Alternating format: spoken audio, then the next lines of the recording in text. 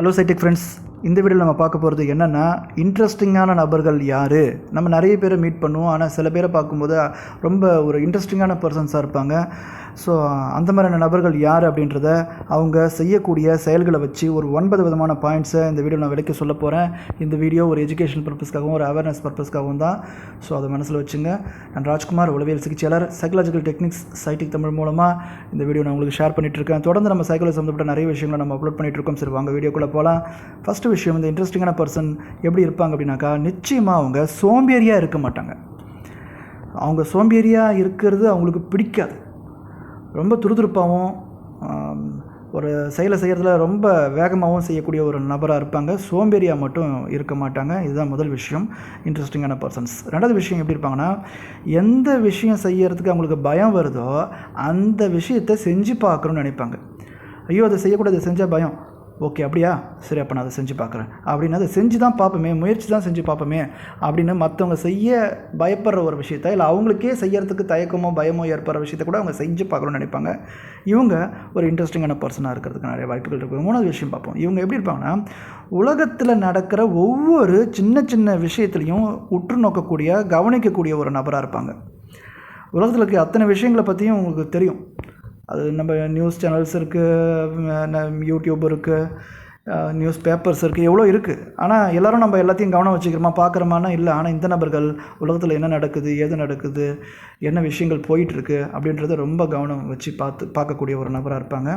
So இவங்க ரொம்ப இன்ட்ரெஸ்டிங்கான நபராக இருப்பாங்க. நாலாவது விஷயம் என்னென்னா, நீங்கள் அந்த நபர்கிட்ட பேசும்போது, அவர்கிட்ட யார் ஒருத்தர் பேசும்போது அவங்க நல்லா கவனிப்பாங்க.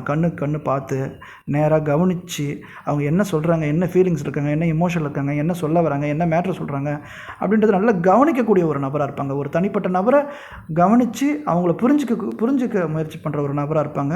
இவங்களும் ரொம்ப இன்ட்ரெஸ்டிங்கான நபராக இருப்பாங்க. அஞ்சாவது விஷயம் என்னென்னாக்கா, நீங்கள் அப்படியே பார்த்தீங்கன்னா தெரியும், கையில் ஏதாவது ஒன்று வச்சுட்ருப்பாங்க. லேப்டாப்பு, ஒரு நோட் புக்கு, இல்லை ஏதாவது ஒரு மியூசிக் இன்ஸ்ட்ருமெண்ட்டு. இவங்க தனியாக சிங்கிளாக அப்படியே சும்மா போகிற ஒரு நபராக இருப்பாங்க. ஏதாவது ஒரு பேகை ஒன்று மாட்டிகிட்டு சுற்றுவாங்க. கையில் ஒரு நோட் வச்சுப்பாங்க, ஒரு பேனாவது வச்சுப்பாங்க. ஏதாவது ஒன்று கையில் இருக்கும். ஒரு இன்ஸ்ட்ருமெண்ட்டோ ஒரு பிளேயரோ ஏதாவது ஒன்று கையில் இருக்கும்.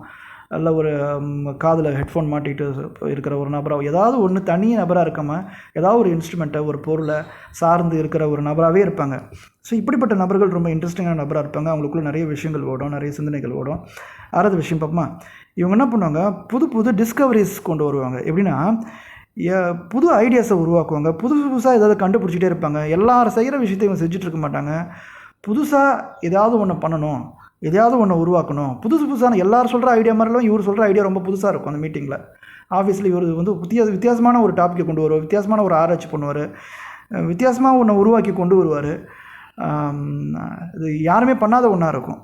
இந்த மாதிரினா புது டிஸ்கவரிஸ் பண்ணுறாங்க அப்படின்னா அவங்க ரொம்ப இன்ட்ரெஸ்டிங்கான நபராக இருப்பாங்க. ஏழாவது விஷயம் பார்ப்போமா, இவங்க என்ன பண்ணுவாங்க, புது விஷயத்தை கற்றுக்கணும்னு நினைப்பாங்க. புது விஷயத்தை, புது கலைகளை, புது லாங்குவேஜ், புது திறமை, இல்லை ஏதாவது ஒன்றில் ஈடுபடுவாங்க. அதை கற்றுக்கிட்டே இருப்பாங்க, தெரிஞ்சுக்கிட்டே இருப்பாங்க. தனக்கு வேணும், அதை கற்றுக்கணும், தெரிஞ்சுக்கணும் அப்படின்ற ஆர்வம் மிகுதியும் இருக்கும். அதை கற்றுக்கிட்டே இருப்பாங்க. மற்றவங்கள விட இவங்க எக்ஸ்ட்ரா ஒரு லாங்குவேஜ் தெரிஞ்சவங்க, எக்ஸ்ட்ரா ஒரு கலை தெரிஞ்சவங்க, டேலண்ட் தெரிஞ்சவங்க, வேறு ஒரு தனியாக ஒரு எக்ஸ்ட்ரா கோர்ஸ் பண்ணுவாங்க. இந்த மாதிரி ஒரு நபராக இருப்பாங்க. புது சர்டிஃபிகேட் வச்சுருப்பாங்க, வேறு ஏதாவது ஒரு சர்டிஃபிகேட் வச்சுருப்பாங்க. அந்த மாதிரி ஒரு நபராக இருப்பாங்க. அப்புறம் எட்டாவது விஷயம் பார்ப்போம். எட்டாவது விஷயம் என்ன அப்படின்னாக்கா, இவங்க இந்த கருத்து வேறுபாடுகளை தவிர்த்துருவாங்க. கருத்து வேறுபாடுனா, உனக்கும் எனக்கும் ஏதாவது ஒரு பிரச்சனை வருதுன்னா சண்டை போட மாட்டாங்க. சண்டை போடாமல் என்ன பண்ணுவாங்க, அதை வந்து அவாய்ட் பண்ணிடணும். சரி, எப்படியும் ஒரு சொல்கிறத கேட்க போகிறதில்ல, புரிஞ்சுக்க போகிறதில்ல அப்படின்றதுக்கு என்ன பண்ணுவாங்க, அந்த ஆர்குமெண்ட்டை தவிர்த்துருவாங்க. முரண்பட்ட கருத்துக்களை தவிர்த்துருவாங்க.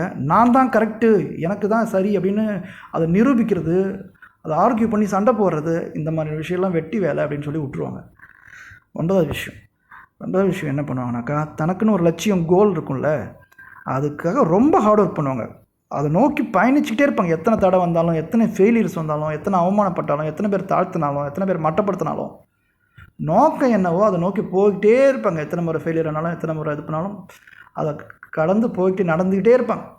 அது ஹார்ட் ஒர்க் இருந்துக்கிட்டே இருக்கும் அந்த லட்சியத்தை அடையிறதுக்கு. முக்கியமாக நான் ஒரு 9 விதமான பாயிண்ட்ஸ் இந்த வீடியோவில் நான் உங்களுக்கு குயிக்காக சொல்ல முயற்சி பண்ணியிருக்கேன். ஸோ நீங்கள் வந்து ஒரு இன்ட்ரெஸ்டிங்கான பர்சனாக அப்படி இருந்தீங்கன்னா இதில் எத்தனை பாயிண்ட்ஸ் உங்களுக்கு பொருந்தது அப்படின்னு பாருங்கள். இல்லை நீங்கள் பார்க்குற நபர்கள் இதில் நான் சொல்லப்பட்ட விஷயங்கள் எத்தனை விஷயங்கள் பொருந்ததுன்றதை பாருங்கள். இது சைக்காலஜி சம்மந்தப்பட்ட விஷயங்களை ஷேர் பண்ணுறதுக்கான சேனல் சைடெக் தமிழ், சைக்கலாஜிக்கல் டெக்னிக்ஸ்.